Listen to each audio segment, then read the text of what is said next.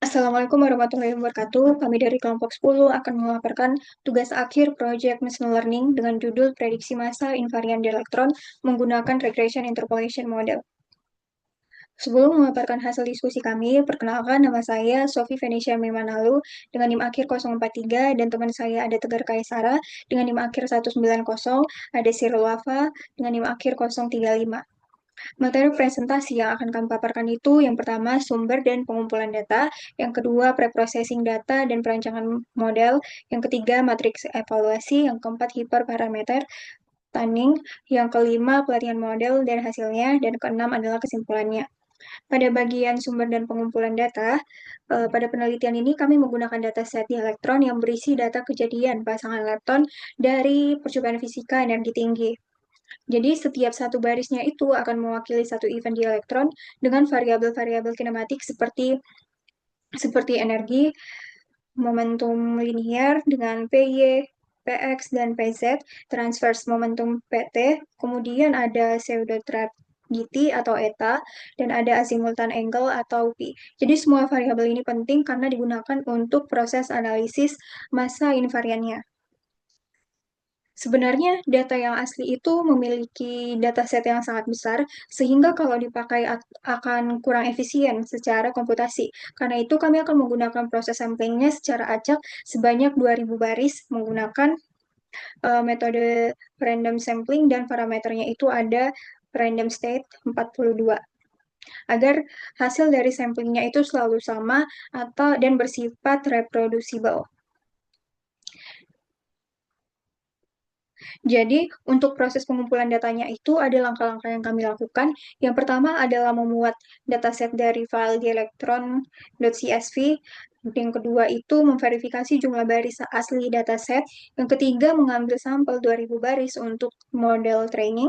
Yang keempat menentukan kolom target, yaitu variabel M yang merupakan massa invarian. Dan yang kelima itu menghapus baris yang memiliki nilai NaN pada kolom target untuk menghindari error saat pemodelan. Jadi dengan langkah-langkah ini, dataset yang digunakan itu sudah cukup bersih dan siap masuk untuk ke tahap preprocessing. Nah, yang selanjutnya ini adalah pre-processing data. Jadi, pre-processing data ini dilakukan supaya datasetnya memiliki kualitas yang baik sebelum dipakai oleh modelnya. Jadi, tahap pertama ini adalah penanganan missing value. Jadi, ada dua proses yang dilakukan. Ada yang pertama yaitu menghapus baris yang memiliki nilai target M0, karena target ini sangat penting untuk proses prediksi nantinya. Yang kedua itu adalah melakukan imputasi nilai hilang pada fitur numeriknya menggunakan median. Jadi kami ini menggunakan median karena lebih tahan terhadap nilai ekstrim atau outliner. Selain itu, baris yang memiliki lebih dari 20% nilai yang hilang juga akan dihapus.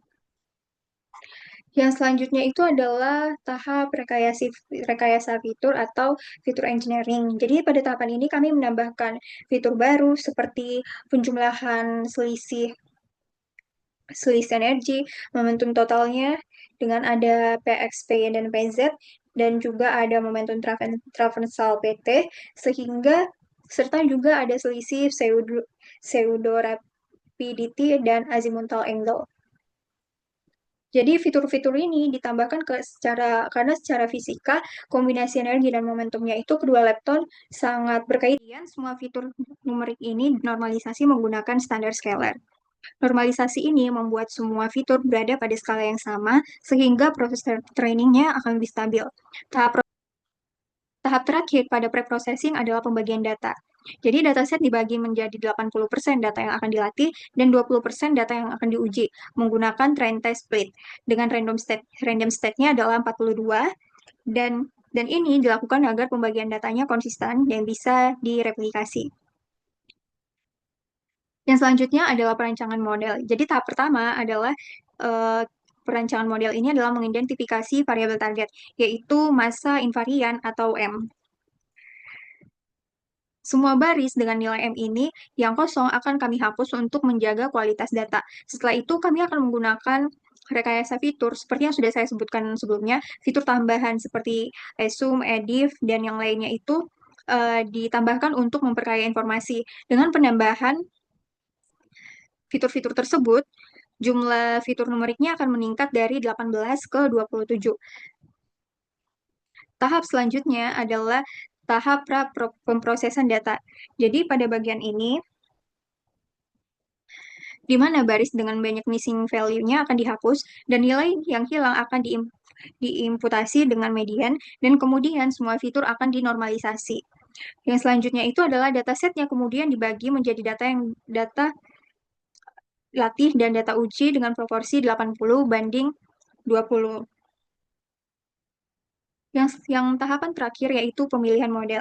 Jadi pada penelitian ini kami menggunakan regresi linear interpolation sebagai baseline-nya sesuai dengan ketentuan tugas dan karakter datasetnya. Jadi selain itu kami juga menggunakan random forest regressor sebagai model utama karena model ini robust, tidak sensitif terhadap skala fitur dan mampu menangkap hubungan nonlinear yang kompleks.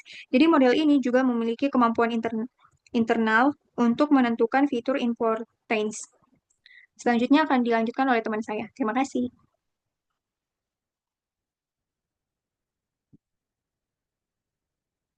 Di sini saya akan menjelaskan soal matriks evaluasi. Nah, jadi di matriks evaluasi ini kami melakukan tiga jenis matriks ya. Yang pertama ada mean absolute error, yang dimana kami mengukur rata-rata absolut dari kesalahan antara prediksi dan nilai sebenarnya.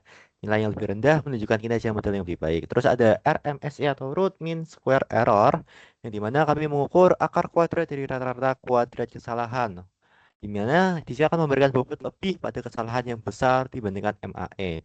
Nah, yang lebih rendah menunjukkan kinerja model yang lebih baik juga.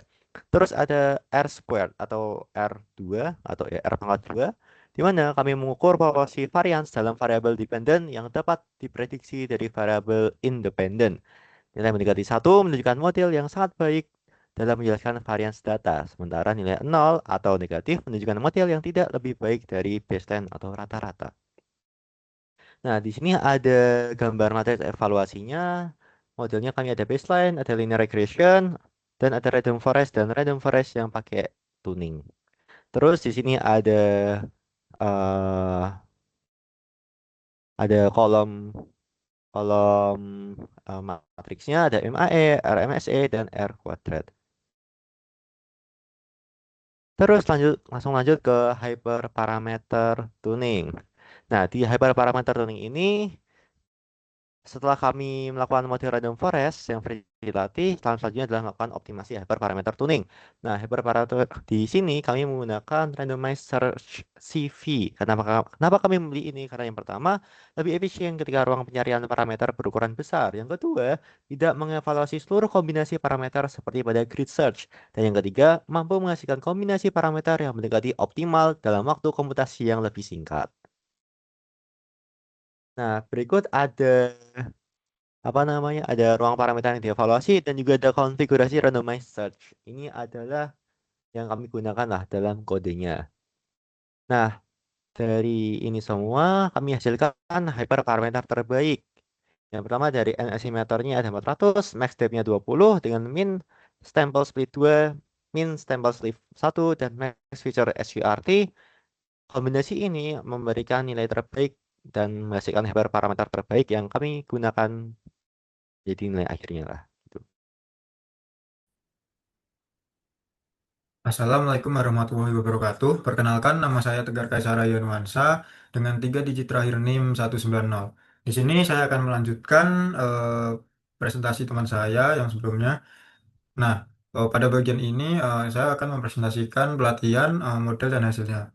Nah, pada bagian ini saya akan menjelaskan yaitu tentang random forest regressor serta hasil.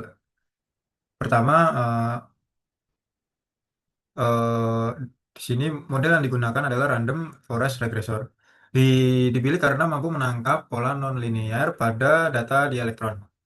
Pelatihan model dilakukan dalam 3 tahap. Yang pertama, baseline model.